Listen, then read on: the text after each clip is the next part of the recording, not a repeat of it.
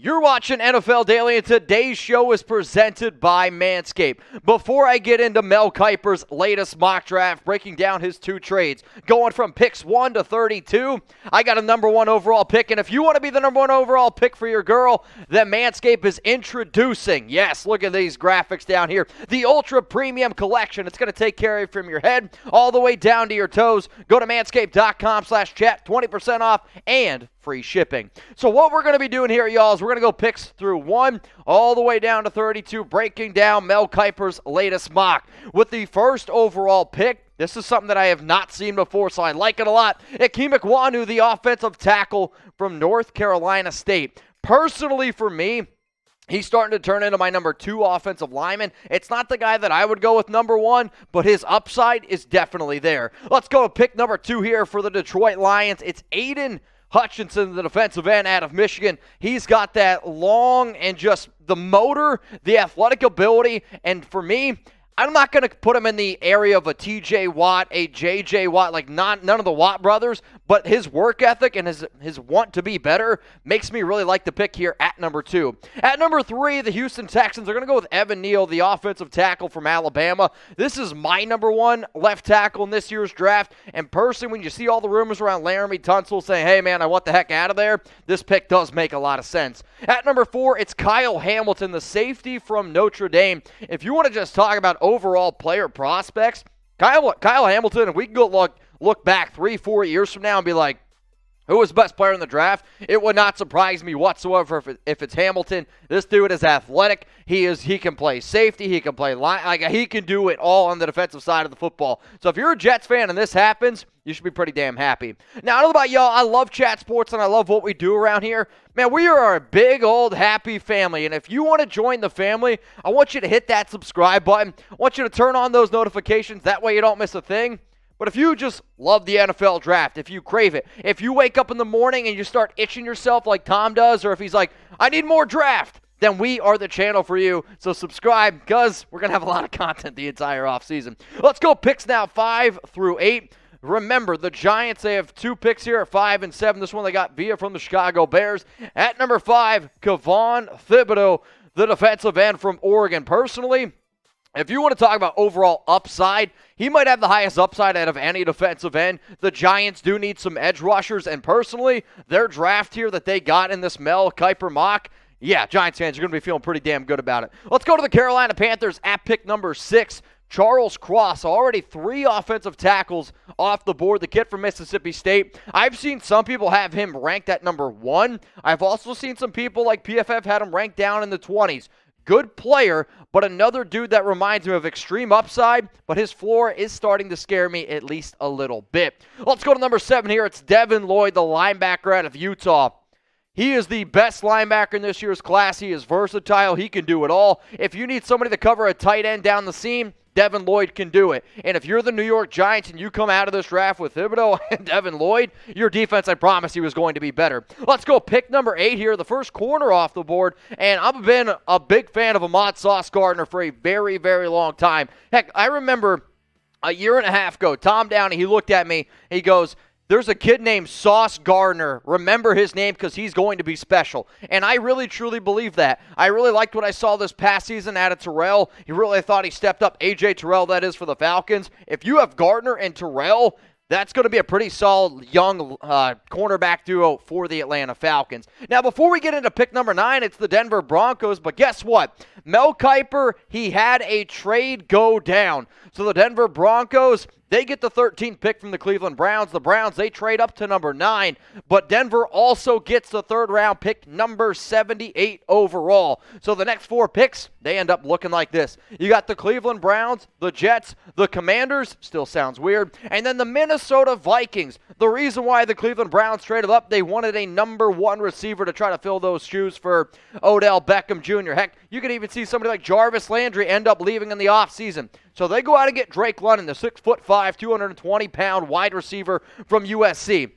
Basketball player, can go up and get it. I love this young man's upside. However, If I was Trey Glennon, I don't know if I'd want to go to the Cleveland Browns. Let's go to pick number 10 here. It's Tyler Linderbaum, the best interior offensive lineman in this year's draft. If I get that he's a center and he's going to be a center, and it's never really a sexy pick when you pick a center, but his run blocking ability, his overall ability in general, I think he could be one of the best centers, if not the best center in the NFL in 3 years to come. That's how good he is. Let's go to number 11, the first quarterback off the board. It's Kenny Pickett, the kid from Pitt. The Commanders, they need a quarterback. There's no doubt about it. I know the Taylor Heineke story is a good one, but for the NFC East, they've had a champion or a division winner, 4 different winners in 4 straight years. Washington won it back in 2020. I think the biggest reason why they didn't win it this year, they didn't have a quarterback. So why not go out and get the top guy? At number 12, Derek Stingley, the cornerback from LSU. Everything that I hear about the NFL scouting combine is there's a lot of different opinions on Stingley, because if you watch his tape in 2019, you're like, this is the best cornerback in college football, and he's a freshman. Then he had some injuries, didn't play as well in 2020 and 2021, but the highest upside corner, I really truly believe, is Derek Stingley. Now you got picks 13 through 16, but before we break down, actually, you know what, now we'll go to pick number 13, the Mile High City. It's Jermaine Johnson, defensive end out of Florida State. If anyone loves Johnson as much, that sounds really bad, especially with Manscaped, Mel Kiper loves Johnson. No, he actually really does. This is actually the highest I've ever seen him go. And yes, Denver does still have a need at edge rusher, especially since somebody like Von Miller left. But this Johnson pick I did think was just a little bit too high. To make sure that your Johnson is looking squeaky clean, there's only one way to find out if it squeaks. That's by going to manscaped.com/chat. 20% off and free shipping on the Ultra Premium Collection. What I love about the Ultra Premium Collection is that moment you step in the shower to the moment you come out of the shower. That basically sets up your whole day. The shampoo and conditioner, your hair is going to smell great. Then when you walk out of the shower, you get yourself a nice little spritz of the cologne. Spray it all over. You're ready to go. Deodorant. Very, very important thing to use, especially when you talk all day and you're screaming, moving your arms around like me. You got to put on the lip balm. Believe it or not, if I didn't wear the lip balm, I'd sound like this. Manscaped.com/chat.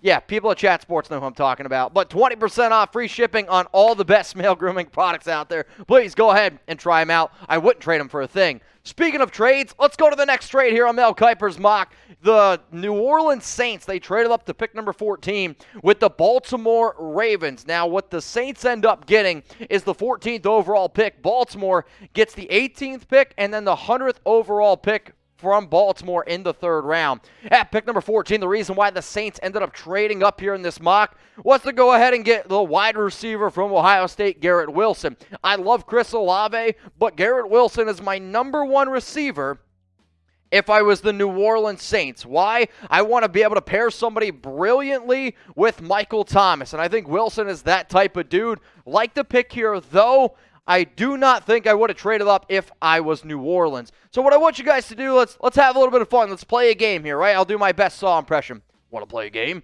Rate the trade. Scale it from 0 to 100. 0, you hate it. Makes no sense whatsoever. 100, you absolutely love it. It might keep you up at night. Let's go to pick number 15 here in this Mel Kiper mock. It's Trent McDuffie, the cornerback out of Washington.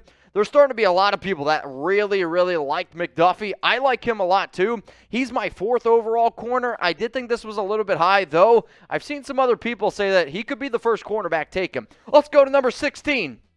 David Ojabo, the defensive end out of Michigan.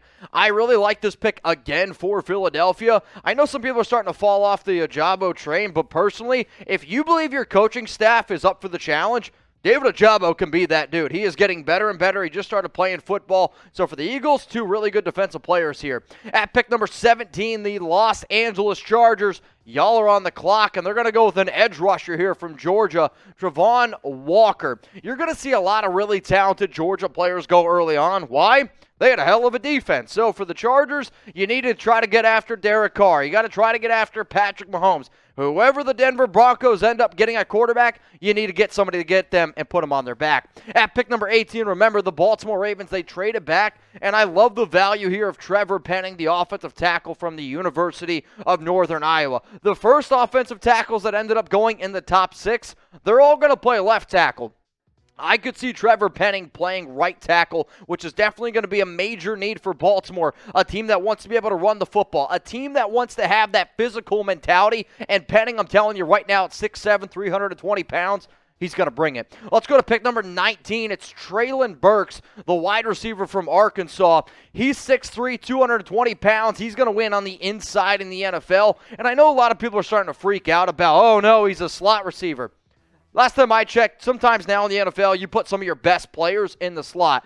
Burks, he is the best player on that Arkansas team. It does not take very long to see it. However, I do think fit matters big time for a player like Burks, and if I was Burks, I would not want to go to the Philadelphia Eagles. Let's go to pick number 20 here for the Pittsburgh Steelers. They get a quarterback. It's Malik Willis. Now, I'm on the boat that I don't see Pittsburgh taking a quarterback in the draft because from what I've heard, Mike Tomlin doesn't want a rookie. He wants a veteran because he believes that his team can win right now. I like Malik Willis as a prospect. I just don't see the Steelers going this route. Let's go to pick number 21. It's the New England Patriots, and I'm just going to apologize ahead of time. I can never get his name correct. Sorry, it's the defensive end from Penn State, Arnold Ebiketie, I believe is how you pronounce it. Yeah, I'm getting a few claps back there. Haven't had to clap in a while, but hey, it's all good. The reason why I like this move for New England is because he's really, really athletic. And if I was looking for somebody to be able to fit into a new scheme, have him learn underneath somebody like a Matthew Judon, this is a good move. At pick number 22, the Las Vegas Raiders are going to go with linebacker Nakobe Dean from Georgia. They need somebody that can go sideline to sideline, and that's exactly what Dean can do. In fact, he's the best, I think, sideline to sideline linebacker in this year's class. He's a great leader, and in the new Patrick Graham style of defense for the Raiders, they need to find 2 linebackers at least, unless they convert Jonathan Abram to linebacker. I like this pick a lot. Let's go to number 23. It's Chris Olave, the wide receiver from Ohio State. I mean, the Cliff Kingsbury, he just got himself a brand new deal. You want to make Kyler Murray even happier? You have A.J. Green. He's essentially gone to free agency. DeAndre Hopkins. Christian Kirk is another free agent. I understand you have Rondale Moore, but if you have Rondale Moore, Chris Olave, DeAndre Hopkins, that team's still going to air the ball out. So this is a good move, though I do think Arizona has other bigger needs. At pick number 24 for the Dallas Cowboys, it's George Karlaftis. And one of their biggest needs is edge and figuring out what they're going to do with Randy Gregory. Do they decide to bring him back? Because that's what this pick is. You're hoping that Karlaftis can insert himself right away. It sounds terrible, but we're going with it. Into the Dallas defense and then be that Gregory replacement. He only had 4.5 sacks at Purdue, but this dude was getting double and triple team because he was, well, yeah, playing at Purdue. Sorry. So what do y'all think about this? We've already seen 2 trades go down in this Mel Kiper mock. Who is another team that you believe could trade up? So what I did here is I picked teams that have picks in the first round. One team that you will not see that I do think could actually be somebody to keep in mind is the Indianapolis Colts, especially if they try to figure out a deal with Carson Wentz. So let me know down in the comments who is another team that you could see trading up in the first round. So some teams that I believe that at least keep in mind, I have the Denver Broncos at 9. Maybe there's a quarterback that they didn't get in free agency. Now they want to go ahead and get somebody in the draft. The Commanders at pick 11 is definitely a team to keep in mind. The Pittsburgh Steelers at 20. The Tampa Bay Buccaneers at 27. And I'm also going to throw out the Green Bay Packers because I really think that Green Bay could be extremely aggressive in the draft because they're going to make a lot of moves to try to keep Aaron Rodgers happy. And if Rodgers is on that team and he says, this is a guy I want, I could see Green Bay being like, you know what? We traded up for Jordan Love. That one bit us in the ass. Okay, Aaron, we'll listen to you. So that's why I have Green Bay at number 28. Now, remember, y'all, if you haven't already subscribed yet, make sure you go ahead and do so. Hit that big red button and turn on those notifications because not only are we going to keep you guys up to date on stuff that happens in the offseason, we'll also go live for the NFL Draft. All 7 rounds were live for every single pick. We have a hell of a time, and we're going to be the most watched draft coverage on YouTube yet again. The other people I want to give a shout out to is we always have people that watch our live shows, and if you want to see your name on a future show, hey, go ahead and click that subscribe button. So I always know Robert Bruce is going to be watching us live. Evan Hinders, shout out to you, and Mariners fan. Much love to y'all, and remember, Chat Sports is a family, we are a community, and we are built together. So if you want to join the family or community, go ahead and hit that sub button. Let's keep this Mel Kiper mock draft rolling here. Picks 25 through 28. The Buffalo Bills are going to go with the other defensive tackle out of Georgia. It's Devonte Wyatt. Now, the more people you talk to, some people actually have Wyatt higher than Jordan Davis. I think it depends on what exactly you're looking for in a DT. Really interesting, though, that Davis didn't go in the first round. Let's go pick number 26. It's Jahan Dotson, the wide receiver from Penn State. They have Julio Jones. You have A.J. Brown. Chester Rogers is a free agent. Can he be that wide receiver 3 and be that slot guy? That'd be a dangerous offense. At pick number 27 for the Tampa Bay Buccaneers, Zion Johnson, the offensive guard from Boston College. Unfortunately, I can't remember the 28-year-old that just retired from Tampa Bay, but they're going to lose some offensive linemen, and this Zion Johnson pick makes a lot of sense. At pick number 28, it's Jameson Williams. You want to make Aaron Rodgers happy? Go ahead and give him another receiver. Everything that I'm hearing right now about Williams is he's about 5 to 7 months away from being ready to play. He said at the NFL Scouting Combine he is actually ahead of schedule, and I do believe that, but what I do want you guys to remember is Jameson Williams, Devontae Adams, and Aaron Rodgers, good luck. Picks 29 through 32, let's get into them. You got the Miami Dolphins via the San Francisco 49ers. Trevor Penning off the board, so they're going to go with Bernard Raymond here. The Dolphins need to be able to find some offensive line. They need a right tackle. They need a left tackle. They need to protect Tua Tagovailoa, especially since now they're out on Deshaun Watson. Let's go to number 30 here. Boye Mafe, the linebacker, from Minnesota. You're looking for a good athlete. Now, this is kind of an interesting move because I like Kansas City's linebackers a lot. I think what you're trying to do here is find an Anthony Hitchens replacement, though you already have your Anthony Hitchens replacement, so I'm not crazy about this pick here for Kansas City.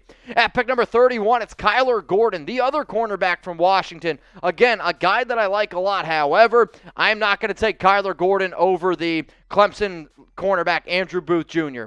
And to finish off this Mel Kiper mock draft, at pick number 32, got another quarterback, and it's personally my favorite quarterback. It's Matt Corral from Ole Miss. What you're looking for here is just somebody that can sit behind Jared Goff and try to just learn as much of the NFL game as humanly possible before you ultimately throw him to the Wolves or the Lions. So what I want you guys to do right now is go ahead and grade Mel Kiper's mock draft. Mitch, I loved it. It was amazing. Then it's going to be an A. If you're like, it's all right, it's a B. If it's average, it's C. If you didn't like it, it's a D. If you effing hated it, go ahead and start spamming F.